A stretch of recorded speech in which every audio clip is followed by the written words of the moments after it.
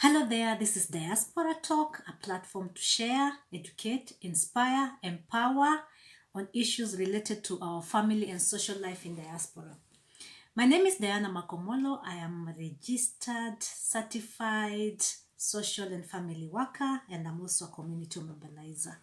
Today we are going to tackle a topic that usually is a big theme here in the diaspora, and sometimes we end up not knowing what to do. Social isolation. Social isolation. Social isolation is something that we people in the diaspora have come to know, have come to realize that cause dangers of depression and stuff. What is social isolation? Social isolation is not loneliness, is not being or wanting to be alone or wanting to have your circle small or wanting to engage with the only people that you feel like. Social isolation is completely separating yourself, moving yourself away from people, from network, from the community. Usually, human beings are naturally wired to be connected. So if you're going to isolate yourself, if you're going to, completely attach yourself from people, from the society, from your surrounding and everything, then it might have some effects or something that might not be good to your health. We have seen that many people try to run away or to detach themselves from people because of some things that they cannot really avoid or they don't wish to have in their lives. It might come through experiences in life. It can be triggered by factors like unemployment, losing your job, bereavement, losing people that you love so much that you just feel like you have to be on your own. It can also be brought up by marital status, divorce, separation, and everything that comes with, family issues and stuff. When you're socially isolated, you were definitely heading to another different direction because you find yourself most of the time, or people that are socially isolated, they don't want anything to do with people. They kind of avoid people most of the time. They don't show up anywhere. They keep to themselves. They run away from anything that involves society or presence of other people. So if you're likely to experience this kind of things, sometimes you get to be depressed. Sometimes it gets so worse that it will attack your system. You become slow in everything because most of the time you're just thinking of ways to avoid people because you want to be isolated. And this can trigger things like, problem in, community engage more or community things because you'll be left behind. You will not want to lead a normal life. And social isolation has things that from the research might be very harmful to ourselves.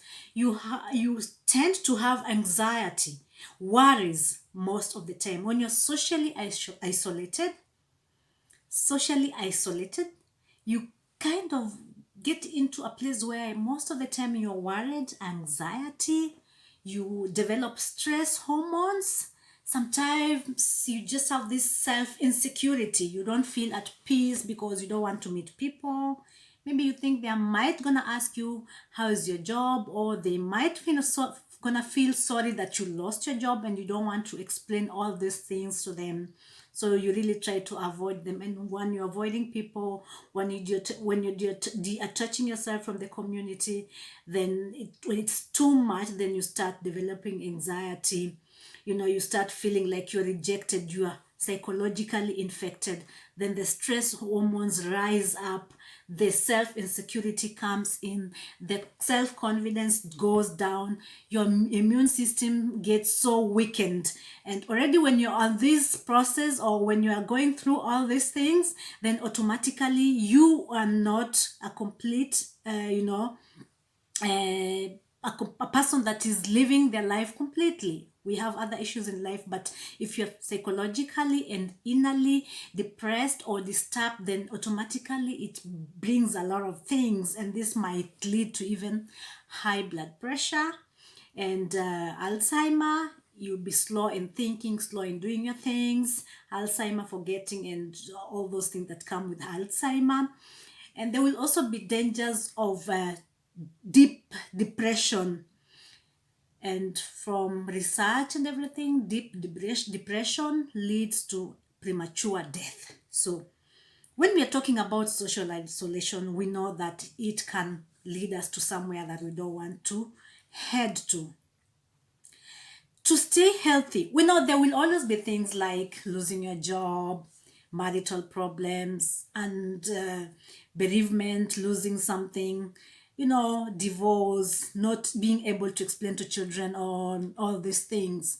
And when you try so much to isolate yourself, then you develop all these things. Extreme loneliness comes along, and there will be this insecurity, lack of confidence, there will be self-negligence, there will be this feeling so low, and you'll not be fitting in the community, and all these things pressures your system. And when it is so much pressured, there are chances that the deeper depression might lead to premature death or things that might not be good to people, especially if you have other people that are looking at you, looking upon you, like the children. So it's really important to make sure that the time you are feeling like you are getting socially isolated and the things like anxiety, you're coming along with them, it's very important to start early. Look for help.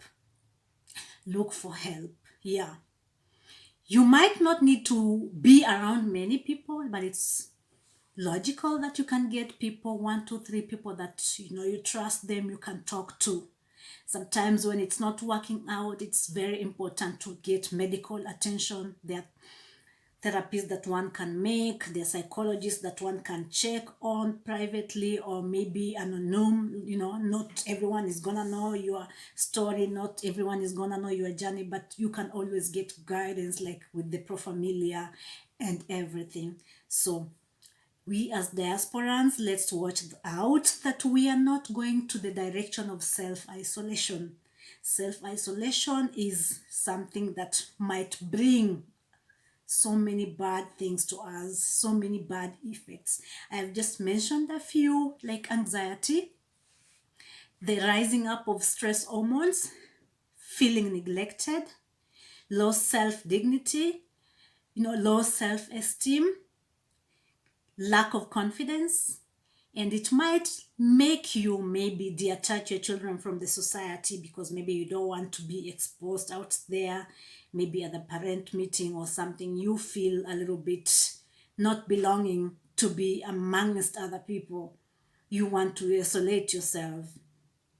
Let's watch out on these things because we want healthy lives. And in diaspora, it's not that easy because, first of all, you might not be having relatives around you. You might not even be having real friends. I mean, people that you can talk to when you have, health issues or personal issues, and they keep it and they help you to get help.